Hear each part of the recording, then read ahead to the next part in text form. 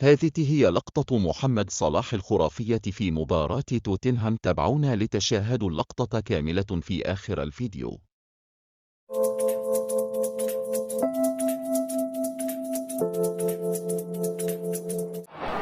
ده هدف محمد صلاح الأول في ليفربول، اللي هو هدف ليفربول الرابع في مرمى توتنهام بالأمس.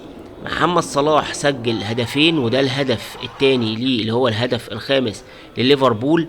محمد صلاح تألق شديد، خد مان اوف ذا ماتش. محمد صلاح وصل للهدف رقم 15، بيبتعد بهدفين عن ايرلينج هالاند اللي عنده 13 هدف في الدوري.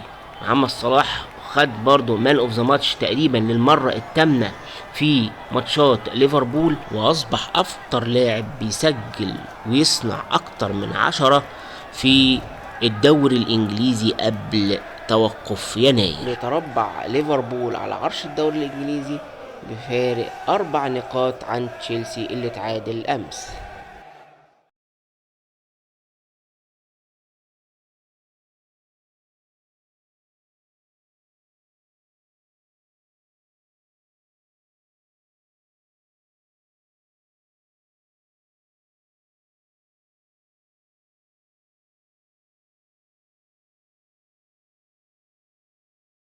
إن الله وملائكته يصلون على النبي يا أيها الذين آمنوا صلوا عليه وسلموا تسليما.